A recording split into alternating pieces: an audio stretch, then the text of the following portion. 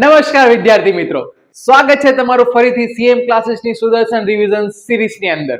આજે આપણે chapter number 3 એટલે કે દ્વિચલ સુરેખ સમીકરણ યુગ્મ.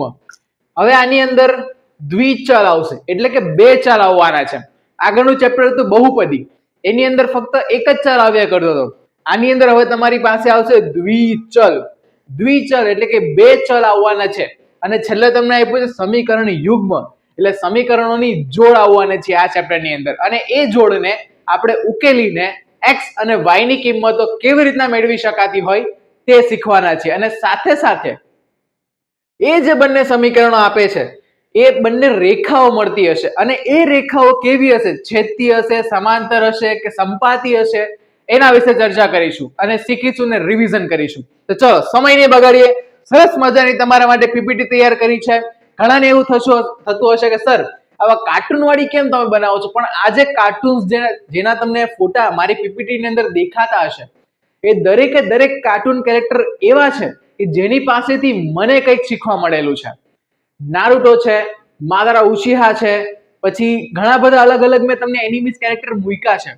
આના આગળનાની અંદર ગિયુ એટલે કે કેરેક્ટરનું નામ છે. આ બધા જેપનીઝ કેરેક્ટર છે પણ એ બધાની પાસેથી મને કંઈક શીખવા મળ્યું છે.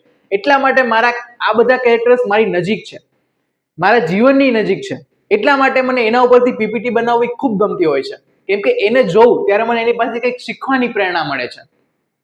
જેમ કે નારુટો છે, એ એવું કેરેક્ટર છે કે એના જીવનમાં એ ક્યારેય હાર નથી માનતો.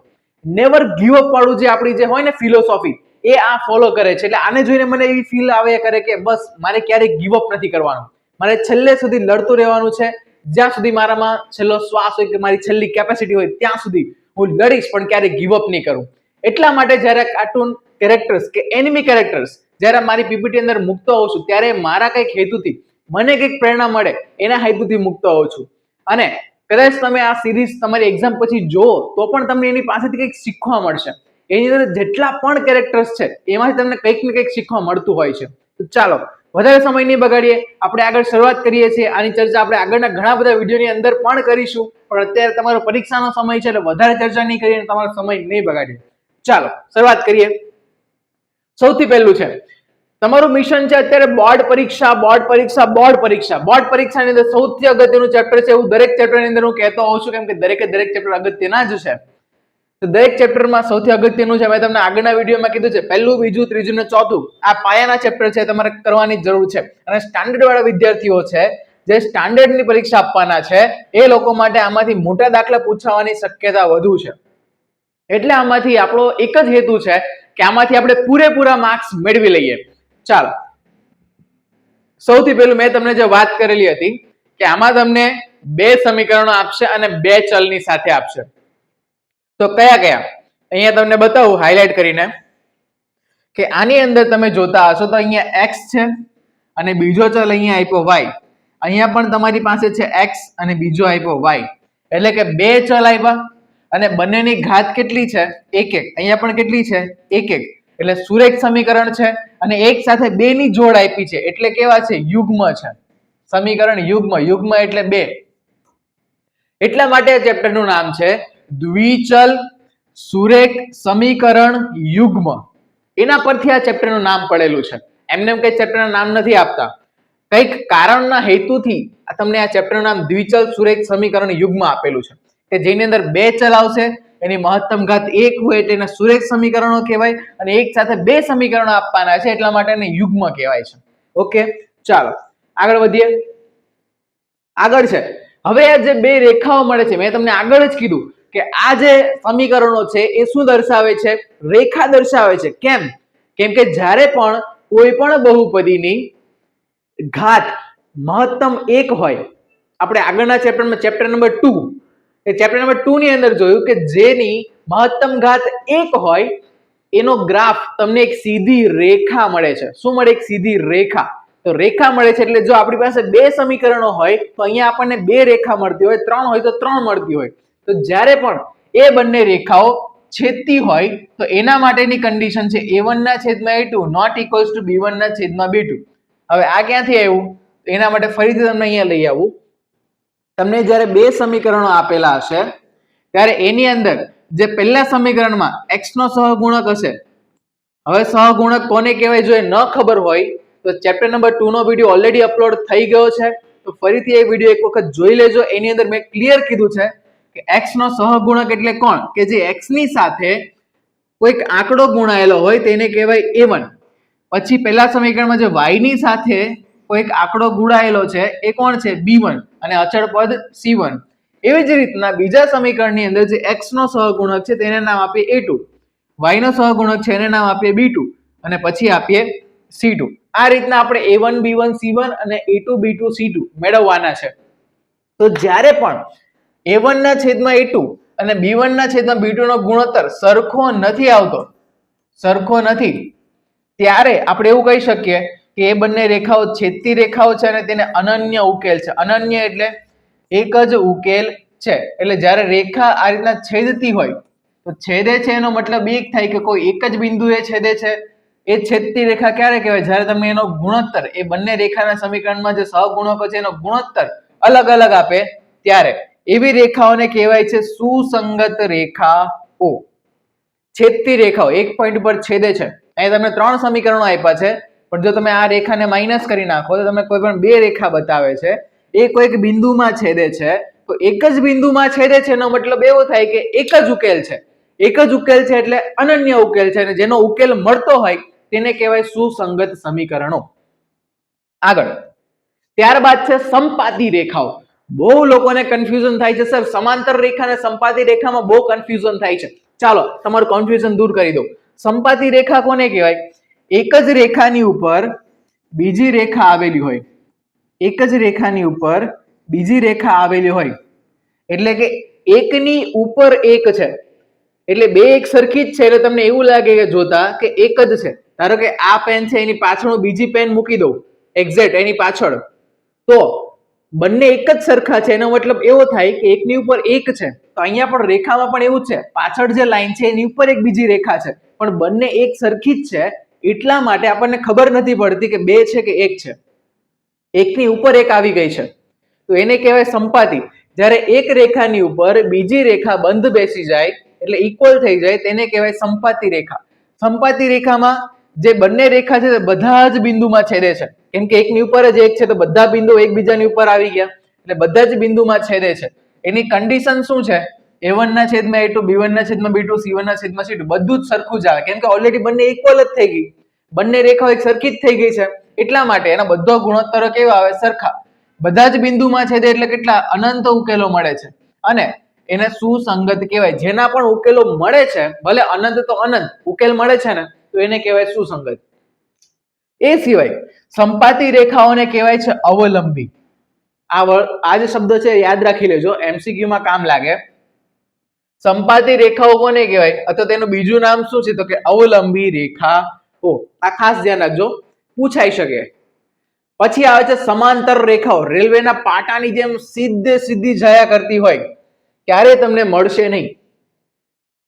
ઘણાના જીવનો પણ એવા થઈ ગયા હોય છે, બે વ્યક્તિ એવા મળી જતા હોય કે બંને સાથે ચાલી શકે પણ ક્યારે ભેગા ન થઈ શકે. ઘણાના જીવનમાં બનતું હોય છે, પણ વાંધો નહીં સર, હું તો ભણવા આવ્યો છું, તમે ક્યાં એવી વાત કરો છો.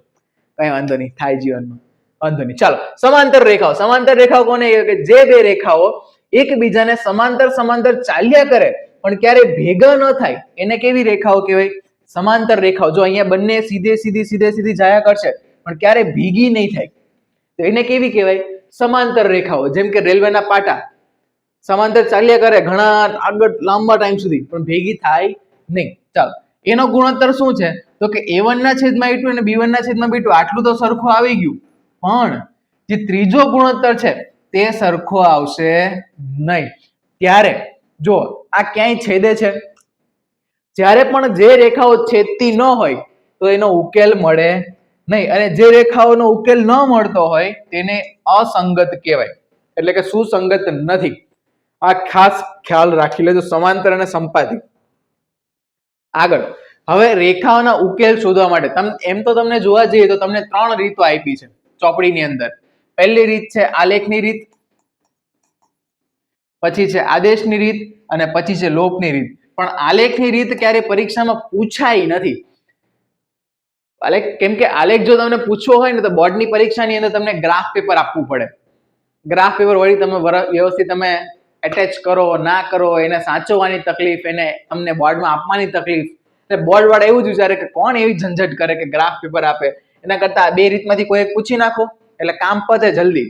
ચાલો, તો એક રીત આપણે શીખવાના છીએ, પહેલું આદેશની રીત અને બીજું શીખવાના છીએ લોપની રીત. આ બે રીત શીખી લે એટલે તમારું ચેપ્ટર આખું ક્લિયર. ચાલો, સૌથી પહેલું છે આદેશની રીત. ઇંગ્લિશમાં કહે તો સબસ્ટિટ્યુશન મેથડ. સબસ્ટિટ્યુશન એટલે એકની જગ્યાએ બીજાને મૂકી દેવાનું, એને કહેવાય સબસ્ટિટ્યુશન. જે ઇંગ્લિશમાં ભણતા હશે એને ખ્યાલ હશે સબસ્ટિટ્યુશન એટલે શું. આદેશની રીત એટલે એકની જગ્યાએ બીજો મૂકી દેવાનો. કઈ રીતના? તો કે પહેલું સ્ટેપ, 3 સ્ટેપની અંદર તમારો દાખલો થઈ જાય. પહેલું, કોઈ પણ એક સમીકરણમાંથી કોઈ એક ચલ x અથવા તો y કોઈ પણ એકને કરતા બનાવો. કરતા બનાવવો એટલે શું? કે એક બાજુ x રાખો, બાકી બધી વસ્તુને જમણી બાજુ જવા દો. જો તમે y ને કરતા બનાવો તો y ને ડાબી બાજુ રાખો, બાકી બધી વસ્તુને જમણી બાજુ જવા દો. આને કહેવાય કરતા બનાવ્યું. હવે તમે ધારો કે x ને કરતા બનાવ્યો તો તમારે શું કરવાનું?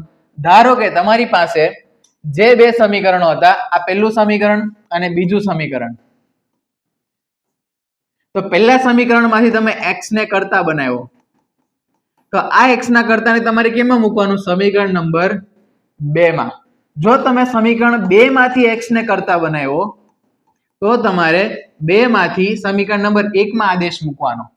પણ એવું નહીં કરતા કે x માંથી જ કરતા બનાવ્યો, પાછો x માં ને x માં જવાબ મૂક્યો, તો તમારો જવાબ જ નહીં આવે, બધું કેન્સલ થઈ જશે. એટલે ખાસ ધ્યાન રાખજો કે સમીકરણ 1 માંથી કરતા બનાવો, સમીકરણ 2 માં આદેશ મૂકો. સમીકરણ 2 માંથી x ને કરતા બનાવ્યો, આદેશ બનાવ્યો તો એને મૂકો સમીકરણ 1 માં. આ રીતના કરવાનું, અલ્ટરનેટ. પછી એક કિંમત બીજા સમીકરણમાં મૂકી. હવે શું કરવાનું? તો કે સ્ટેપ નંબર 3, એક ચલની કિંમત મળશે એટલે જ્યારે તમે એક આદેશને બીજા સમીકરણમાં મૂક્યું એટલે તમને જે કરતા બનાવ્યો છે એ ચલ મળ્યો, એ ચલને ફરીથી ક્યાં મૂકવાનો? આદેશની અંદર, એટલે તમને બીજો ચલ પણ મળી જાય. એટલે અહીંયા તમારો આદેશનો દાખલો પૂરો. ચાલો આગળ દાખલો ગણી લઈએ કે એનો, એટલે તમને ક્લિયર થઈ જાય કોન્સેપ્ટ. ચાલો, તમને આ સમીકરણ 2 આપ્યા છે. કયા? x + y = 14 અને બીજું આપ્યું છે x - y = 4. આને તમે નામ આપો સમીકરણ 1 અને નામ આપો સમીકરણ 2. ચલો, આની અંદર કોઈ પણ એક સમીકરણમાંથી કરતા બનાવે, સમીકરણ 1 માંથી. ચલો, સમીકરણ 1 માં, સમીકરણ 1 માં x ને કરતા બનાવવો છે તો હું શું કરું? y ને બીજી બાજુ જવા દઉં, 14 - y. આ મારો આદેશ બની ગયો. આનું નામ આપો સમીકરણ નંબર 3. હવે સમીકરણ નંબર 3 જે છે, મેં 1 માંથી આદેશ બનાવ્યો તેને કેમાં મૂકીશું? સમીકરણ નંબર 2 માં. તો આદેશને હું મૂકું સમીકરણ નંબર 2 માં. તો સમીકરણ 3 ની કિંમત સમીકરણ 2 માં મૂકતા. ચાલો, x - y = 4 છે તો અહીંયા મૂકું x ની કિંમત 14 - y.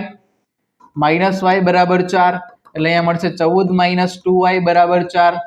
14 પેલી બાજુ જશે તો -14 એટલે આન્સર આવશે -2y = -10 પ્લસ y બરાબર તમારો જવાબ આવ્યો 5. હવે આનો તમારે જવાબ ક્યાં મૂકવાનો? આદેશની અંદર. x = 14 - 5 એટલે x = 9. મળી ગયા તમને બે ચલ x અને y. તો આ રીતના આદેશની રીત થશે. આગળ હવે આવે છે લોપની રીત. ઘણી ઈઝી અને સૌથી કન્વીનિયન્ટ મેથડ હોય તો લોપની રીત છે, એટલે કે એને કહેવાય એલિમિનેશનની મેથડ. સૌથી સરળ અને અગત્યની. મોસ્ટ ઓફ દાખલાની અંદર કે આગળના ચેપ્ટરની અંદર તમારે આ જ રીતના સોલ્વ કરવાના આવશે સમીકરણ. ચાલો, એમાં સ્ટેપ નંબર 1, પહેલું સ્ટેપ શું કરવાનું? તો કે બંને સમીકરણની અંદર કોઈ એક ચલના સહગુણકો સમાન કરો. સહગુણકો સમાન થઈ ગયા પછી કાં તો સરવાળો થતો હશે કાં તો બાદબાકી કરીને તે ચલનો લોપ કરો. લોપ એટલે માઇનસ કરવાનું. પછી લોપ થઈ ગયો, એક મળ્યું, ચલ મળ્યું, એને કોઈ પણ એક સમીકરણમાં મૂકો એટલે તમને બીજો ચલ મળી જાય. નથી ખબર પડી? દાખલો સોલ્વ કરીએ. એ જ સમીકરણ જે આપણે આગળ લીધું હતું, જે આપણે આગળ દાખલો ગણ્યો હતો, એ જ સેમ દાખલો લોપની રીતે ગણીએ. જો થોડાક જ સ્ટેપની અંદર આન્સર આવી જશે. x + y = 14, x - y = 4. જો આ સમીકરણની અંદર કોઈ પણ એક ચલના સહગુણકો સમાન કરીએ એટલે કઈ રીતના? અહીંયા તો પહેલેથી જ સમાન છે. x ના સહગુણકો 1 છે, અહીંયા પણ એક જ છે, y નો સહગુણક પણ એક જ છે. તો આપણે શું કરીએ? y ના સહગુણકને સમાન લઈ લઈએ. જે y નો સહગુણક હતો અહીંયા પ્લસ વાય અને માઇનસ વાય છે, તો આના સહગુણકો એક અને એક જ છે, તો ઓલરેડી પહેલેથી સમાન છે. પ્લસ અને માઇનસ એટલે ડાયરેક્ટ સરવાળો કરીએ તો પ્લસ અને માઇનસ કેન્સલ થઈ જશે. તો x વત્તા x આવ્યું 2x, 14 વત્તા 4 આવ્યું 18, તો x બરાબર આવી ગયું 9. તો x બરાબર 9 ને કોઈ પણ એક સમીકરણમાં મૂકું, x પ્લસ વાય બરાબર 14, 9 વત્તા y બરાબર 14, y બરાબર 14 માઇનસ 9, એટલે તમારો આન્સર કેટલો આવી જશે? 9. 10 11 12 13 14 એટલે 5 થઈ ગયો તમારો આન્સર. ચેક કરવો હોય તો આની અંદર મૂકી જો, 9 વત્તા 5 કેટલું થાય? 14 આવી ગયું. આ ક્રોસ વેરિફિકેશન થઈ ગયું. તો આ લોપની રીત છે, સૌથી સહેલી રીત છે. ચલો, આ સિવાયના અમુક એવા અગત્યના દાખલા છે જે તમારે ખાસ શીખવાની જરૂર છે. કયા કયા? તો કે સ્પેશિયલ કેસ છે. આ કહેવાય છે સ્પેશિયલ કેસ. મોસ્ટ અગત્યના છે. કેમ અગત્યના છે? તો કે જ્યારે આને આદેશની રીતે તમે ઉકેલશો એટલે 3x - y બરાબર 3, આમાં હું x ને કરતા બનાવું, x બરાબર 3 વત્તા y ભાગ્યા 3, આ મારો આદેશ બન્યો. હવે આદેશને કેમાં મૂકું? બીજા સમીકરણની અંદર મૂકું. અહીંયા હું મૂકું 3 વત્તા y ભાગ્યા 3 માઇનસ 3y બરાબર 9. 3 તેરી 9, તો અંદર 3 તેરી 9 વત્તા 3y minus 3y is equal to 9, plus 3y minus 3y cancel, તો આન્સર કેટલો આવ્યો? 9 ઇઝ ઇક્વલ ટુ 9. તો આમાં તો ચલ જ ગાયબ થઈ ગયો. હવે શું કરવાનું સર? ચલ ગાયબ થઈ ગયો તો પણ 9 ઇઝ ઇક્વલ ટુ 9 કહેવાય. તો આ કેવું છે? સત્ય વિધાન છે. 9 ઇઝ ઇક્વલ ટુ 9 કહેવાય, સાચું છે. તો તમને કદાચ ગુણોત્તર પરથી પણ ખ્યાલ આવી જાય કે આ કેવા સમીકરણના ઉદાહરણ છે? સંપાતી રેખાના ઉદાહરણ છે. તો સંપાતી રેખાના કેટલા ઉકેલ મળે? અનંત ઉકેલ મળે. તો જ્યારે પણ 9 is equal to 9, 1 is equal to 1, 0 is equal to 0 આવા જવાબ આવે તો બંને બાજુ સરખા આંકડા આવી જાય તો એના કેટલા ઉકેલ છે? અનંત ઉકેલ છે. પણ જ્યારે તમને આવો પ્રશ્ન પૂછે, આની અંદર જો x બરાબર કેટલો બનશે? y પ્લસ 3 ભાગ્યા 3, આ આદેશને હું આ સમીકરણની અંદર મૂકું, 9 ગુણ્યા y પ્લસ 3 ભાગ્યા 3 માઇનસ 3y બરાબર 12, 3 તેરી 9, 3y વત્તા 9 માઇનસ 3y બરાબર 12, 3y આ કેન્સલ થઈ ગયું, તો 9 ઇઝ ઇક્વલ ટુ 12. તો 9 ઇઝ ઇક્વલ ટુ 12 કહેવાય? 9 અને 12 સરખા છે? નથી, એટલે કે આ અસત્ય વિધાન છે. અસત્ય વિધાન છે એટલે તમે જો ગુણોત્તર ચેક કરો તો આ તમને મળશે સમાંતર રેખા. સમાંતર રેખાઓ છે ને સમાંતર રેખાઓને ઉકેલ હોય નહીં. તો આમાં તમારે લખવાનું નીચે કે આના ઉકેલ નથી. તો આ સ્પેશિયલ કેસ છે, ખાસ યાદ રાખજો. ચલો હવે વધારે સમય નહીં બગાડીએ, આગળ. પછી તમને જે સ્ટાન્ડર્ડ વાળા વિદ્યાર્થીઓ છે એવા વિદ્યાર્થીઓ માટે આ 4 પ્રકારના પ્રશ્નો પૂછાતા હોય છે. કયા? તો કે સંખ્યા આધારિત, ઉંમર આધારિત, અપૂર્ણાંક આધારિત અને છે ભાડાના દાખલા, એટલે કે ટેક્સી વાળા છે, પુસ્તકાલયના દાખલા છે, તે દાખલા. ચાલો જોઈએ. સૌથી પહેલું છે સંખ્યા આધારિત. તો જ્યારે પણ સંખ્યા આધારિત તમને પ્રશ્નો પૂછે તો એની અંદર સૌથી પહેલા મોટી સંખ્યાને x ધારો, નાની સંખ્યાને y ધારો. હવે તમને પ્રશ્ન આપ્યો છે કે મોટી સંખ્યા અથવા તો બે સંખ્યાનો તફાવત 26 છે, એટલે x માંથી y માઇનસ કરો એટલે તમને 26 જવાબ મળે. તફાવતનો મતલબ થાય બાદબાકી. x માઇનસ y બરાબર 26. આ તમારું થયું સમીકરણ નંબર 1. બીજું આપ્યું છે કે એક સંખ્યા બીજી સંખ્યા કરતા 3 ગણી છે. તો પહેલી સંખ્યા બીજી સંખ્યા એના કરતા 3 ગણી, એટલે 3y. આ તમારું થયું સમીકરણ નંબર 2. આને તમે મૂકો પહેલા સમીકરણની અંદર એટલે y મળશે, y ને મૂકો આની અંદર એટલે તમને x મળશે. સિમ્પલ ઉદાહરણ સોલ્વ કરી નાખજો એટલે તમને આવડી જશે. ત્યારબાદ છે ઉંમર આધારિત. તો ફેમસ દાખલો છે જેકબ. ભાઈ જેકબ એનો પુત્ર. તો સૌથી પહેલા જ્યારે પણ તમને ઉંમરના દાખલા પૂછે, ઉંમર આધારિત દાખલાની અંદર શું કરવાનું? ઉંમર આધારિત દાખલાની અંદર સૌથી પહેલું કામ તમારે એ કરવાનું કે ભાઈ હાલની ઉંમર કેટલી છે. ધારો કે હું હાલમાં વર્તમાનમાં ઊભો છું, તો વર્તમાનની અંદર જેકબની ઉંમર x, એના પુત્રની ઉંમર y. હવે હું જાઉં છું ભૂતકાળની અંદર. ભૂતકાળની અંદર એટલે અમુક વર્ષો પહેલા, જેમ કે 5 વર્ષ પહેલા, તો મારી હાલની ઉંમર કરતા 5 વર્ષ પહેલા મારી ઉંમર 5 ઓછી હશે. એટલે ધારો કે અત્યારે મારી x ઉંમર છે તો 5 વર્ષ પહેલા x રહેવા દો, તમને નામ આપું. ધારો કે અત્યારે મારી ઉંમર 25 વર્ષ છે તો 5 વર્ષ પહેલા મારી ઉંમર કેટલી હશે? 25 - 5 એટલે કે 20 વર્ષ. એટલે મારે માઇનસ કરવું પડે. અને જો એમ કહો કે 5 વર્ષ પછી મારી ઉંમર કેટલી હશે તો કે 30 વર્ષ. કઈ રીતે? કે 25 + 5. એટલે જ્યારે તમને એવું પૂછે કે જેકબની 5 વર્ષ પહેલાની ઉંમર, તો પહેલા હાલની ઉંમર તમારી પાસે હોવી જોઈએ. હાલની કેટલી છે? x. ભૂતકાળમાં 5 વર્ષ પહેલા તો x - 5, ભવિષ્યમાં 5 વર્ષ પછી તો x + 5. ચાલો અહીંયા આપેલું છે હાલની ઉંમર x અને પુત્રની y છે. તો 5 વર્ષ પહેલા પૂછે તો x - 5 y - 5, પછી પૂછે તો 5 વર્ષ પછી એટલે x + 5 y + 5. તમને આપે કે 5 વર્ષ પછી જેકબની ઉંમર તો કે એના પુત્રની ઉંમર કરતા 3 ગણી છે. તો 5 વર્ષ પછી એટલે બંનેમાં પહેલા 5 5 ઉમેરી નાખો. પછી પુત્રની ઉંમર કરતા 3 ગણી છે તો પુત્રની જેટલી પણ ઉંમર છે એને ગુણ્યા 3 કરી દો એટલે સમીકરણ મળી ગયું. એ રીતના તમારે બે સમીકરણ બનાવવાના, લોપની રીતે ઉકેલી નાખવાના. ચાલો આગળ. અપૂર્ણાંક આધારિત. અપૂર્ણાંક કેવા સ્વરૂપમાં હોય તો કે x/y. તો અંશને તમે x ધારો, છેદને તમે y ધારો. હવે કે છે કે અંશ અને છેદમાં 2 ઉમેરતા 9/11 મળે. તો અંશમાં x + 2 કરો, નીચે y + 2 કરો તો 9/11. બસ સાદુરૂપ આપો, સમીકરણ મળે. એવી રીતના બીજું સમીકરણ હશે. બે સમીકરણ મળે એને ઉકેલો એટલે તમને આન્સર મળે. ત્યારબાદ ભાડાવાળા દાખલા. ભાડાવાળા દાખલાની અંદર બે દાખલાઓ છે, એક તો ટેક્સી વાળો અને એક પુસ્તકાલય વાળા. બે દાખલા કરી નાખો એટલે તમારે આ દાખલા સોલ્વ થઈ જાય. ધારો કે એક તમને અહીંયા બતાવી દઉં છું કે ધારો કે ટેક્સીનું ભાડું નિશ્ચિત ભાડા અને અંતરના પ્રમાણમાં સંયુક્ત રીતે લેવાય છે. તો 10 કિલોમીટરના રૂપિયા છે 105 અને 15 કિલોમીટરના છે 155. તો કેટલું ભાડું થાય? નિશ્ચિત ભાડું અને પ્રતિ કિલોમીટરનું ભાડું. તો એની અંદર આટલી વસ્તુ તમારે યાદ રાખવાનું. કુલ ભાડું કઈ રીતના છે તો કે નિશ્ચિત ભાડું છે એને તમે x ધારો અને પ્રતિ એકમ એટલે અહીંયા પ્રતિ કિલોમીટર સમજવાનું. પુસ્તકાલય હોય તો પ્રતિ દિવસ સમજવાનું. અહીંયા કિલોમીટર છે તો કિલોમીટર, પેલામાં પુસ્તકાલયમાં દિવસ હશે તો દિવસ લેવાનું. તો અહીંયા તમારે પ્રતિ કિલોમીટર ભાડું અને અહીંયા જેટલા કિલોમીટર ચાલ્યું હોય એટલા ગુણ્યા કરવાના. ચાલો સૌથી પહેલા 10 કિલોમીટર માટે જોઈએ. ધારો કે નિશ્ચિત ભાડું x રૂપિયા છે. તમે કોઈ પણ ટેક્સીની અંદર જાઓ તો એવું કહે કે પહેલા તમે કોઈ પણ જગ્યાએ જાઓ તમારે 100 રૂપિયા મને આપી દેવાના. પરફેક્ટ. તમે ટેક્સી બુક કરાવી એટલે તમારે 100 રૂપિયા મને આપી દેવાના. તો આને શું કહેવાય? નિશ્ચિત ભાડું. હવે એમ કહે છે કે 100 રૂપિયા આપી દીધા. હવે જેટલા કિલોમીટર ચાલે એટલા કિલોમીટરમાં તમારે મને 10 રૂપિયા આપતા જવાના. એટલે ધારો કે મારે 5 કિલોમીટર જવું હોય તો 5 કિલોમીટરના 10 રૂપિયા એટલે 5 10 50. એટલે મારે 50 રૂપિયાને એક્સ્ટ્રા આપવાના. તો એ કઈ રીતના ગણ્યા મેં? તો કે 5 કિલોમીટરના 10 રૂપિયા છે.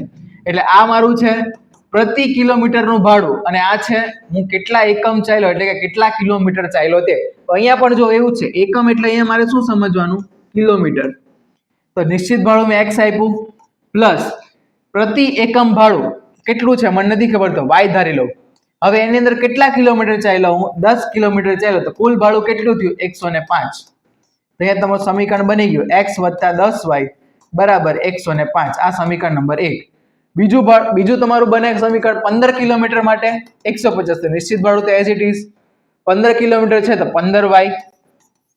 કેટલા રૂપિયા થાય? તો કે 155. આ બની ગયું તમારું સમીકરણ નંબર 2. લોપની રીતે ઉકેલે એટલે તમારો જવાબ. આ રીતના સેમ પુસ્તકાલયનો છે, એમાં ખાલી થોડાક દિવસો માઇનસ કરવા પડશે. એ ખાસ કાળજી રાખજો એટલે થઈ ગયું તમારું આ ચેપ્ટર પૂરું. પતી ગયું છે. ફરીથી એકવાર જોઈ લે. ગુણોત્તર કરી લેજો, લોપની રીત ખાસ કરી લેજો, આદેશની રીત પણ કરી લેજો અને સ્ટાન્ડર્ડ વાળા છે એના માટે શાબ્દિક સમસ્યા એટલે વર્ડ પ્રોબ્લેમ્સ જે છે તે કરી લેજો. આ ચેપ્ટર ક્લિયર, ફટાફટ ક્લિયર. આ નાના નાના ચેપ્ટર છે, ઝડપથી પૂરા થઈ જશે. એના પછી 5મું ચેપ્ટર, 7મું ચેપ્ટર, 13મું, 14મું બધા મોટા મોટા ચેપ્ટર છે. જ્યારે આ નાના ચેપ્ટર છે અને આ પાયાના ચેપ્ટર છે તો પહેલા આ ચેપ્ટર પૂરા કરી લો. ધૂળેટીની રજા છે કાલે, તો એમાં આખો દિવસમાં તમને સમય મળવાનો છે. ઘરે બેઠા બેઠા પ્રેક્ટિસ કરો.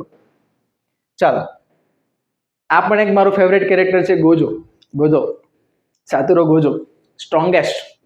એની પર્સનાલિટી પણ એવી જ છે, જોલી નેચરમાં છે અને સૌથી સ્ટ્રોંગ છે એટલે મને ગમે છે, ઇન્સ્પાયર કરે આપણને. તો તમે પણ આની જેમ જ સ્ટ્રોંગેસ્ટ વ્યક્તિ બનો અને પ્રેક્ટિસ કરો. સ્ટ્રોંગેસ્ટ એટલે ગણિતની અંદર એટલી પ્રેક્ટિસ કરો કે તમારા કરતાં વધારે સારું કોઈ પરફોર્મન્સ કરી શકતું ન હોય અથવા તમે જ આવતીકાલે જેટલી પ્રેક્ટિસ કરી એના કરતાં ડબલ પ્રેક્ટિસ કરીને તમે કાલે જેવા હતા એના કરતાં વધારે સ્ટ્રોંગ બની જાઓ. એ મતલબ છે. પોતાની જ સાથે કોમ્પિટિશન કરો, બીજાની સાથે તો કરવાની જરૂર જ નથી. પોતાની સાથે કોમ્પિટિશન કરો. કાલે તમને કેટલું આવડતું હતું, હવે કેટલું આવડે છે, કાલ કરતાં તમારું ઇમ્પ્રુવમેન્ટ થયું કે નહીં, એ તમારા માટે મોટું અચીવમેન્ટ છે. આ તમારા માટે અગત્યનું છે. ઓકે, તો મળીએ છીએ નવા વિડીયોની સાથે. ત્યાં સુધી તમારી એક્ઝામની અંદર તમે બેસ્ટ આપો તેવી શુભેચ્છા સાથે મળીએ છીએ નવા વિડીયોની સાથે. જય હિન્દ, જય ભારત.